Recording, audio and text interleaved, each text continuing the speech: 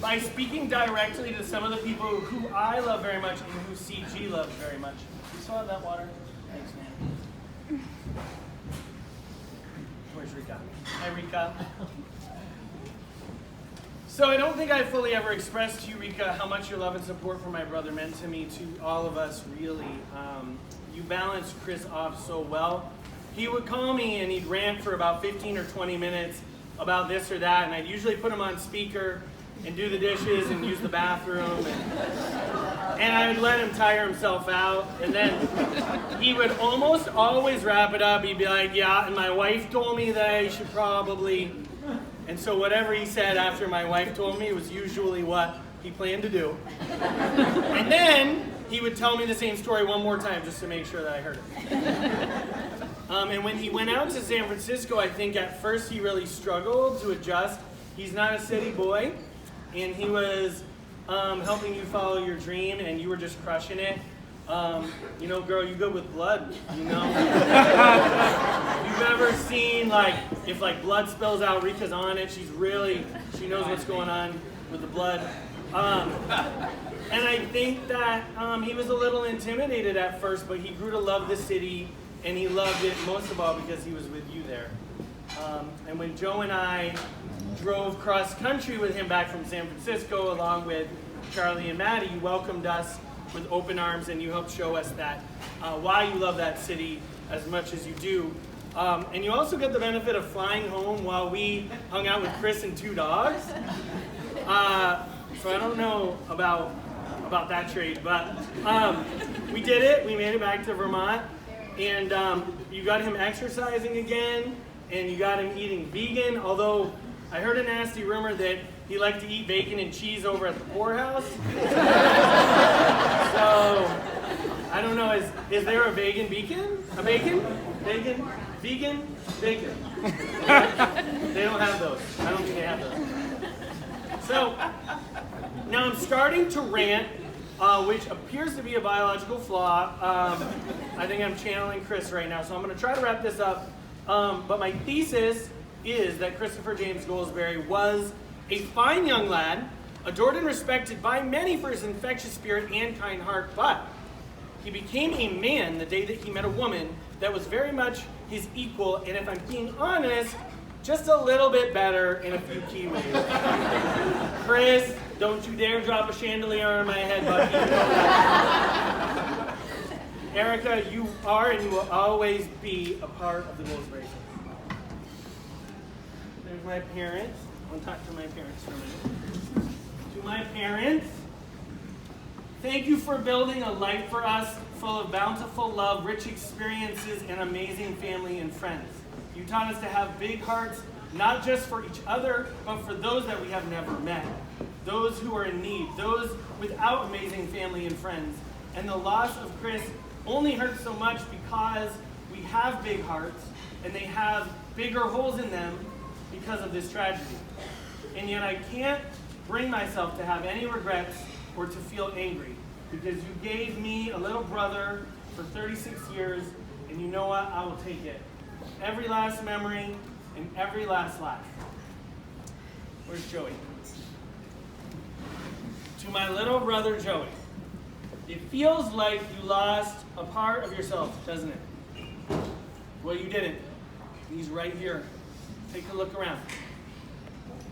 He's in every smile and every look and every tear and every drink, especially Jameson.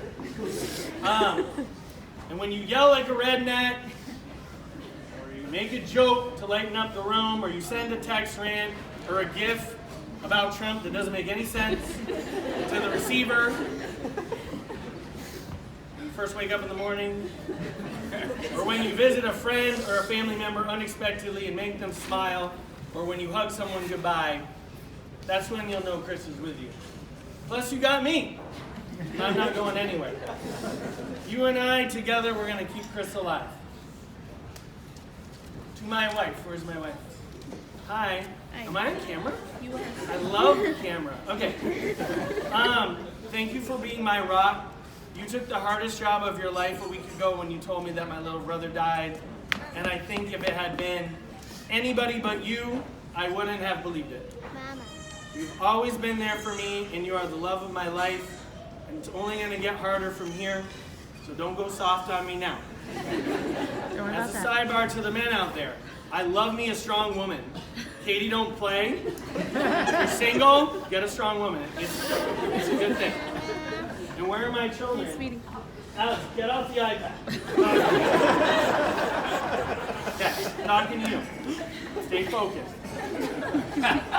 To my kids, Elena, Alex, and Lily, Daddy loves you so much. You might see me acting different over the next few weeks, months, and even years, and that's just because I'm missing Uncle Chris. And I want you to hold me accountable. If I look sad, or I say I don't feel like going somewhere or doing something, I want you to look at me in the eye and say, Chris wouldn't want you to be sad. Chris would want you to live. And I'm going to keep Uncle Chris alive by living. And I want you to always do the same. And to God, this is the hardest one. A lot of people are really mad at you right now. And I don't know how to feel. How could you take my brother? He's only 36. And I don't understand it. And I don't have any answers.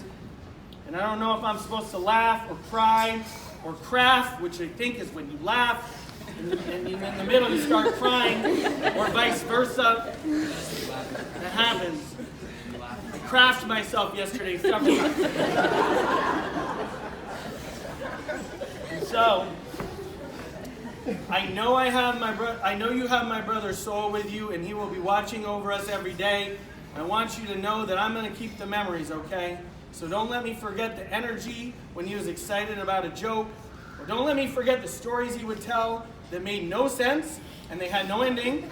And don't let me forget how we were best buddies for 36 years, even when we were hundreds of miles apart. This is the conclusion. I had to write a conclusion so I would know that this.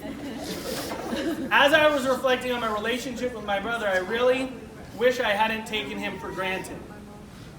Sometimes I did. For example, his last text to me, I didn't respond because it was kind of a rant and it didn't make any sense. And like many of you out there, I'm sure he knew that I loved him and he loved me back. But we didn't say that a lot. So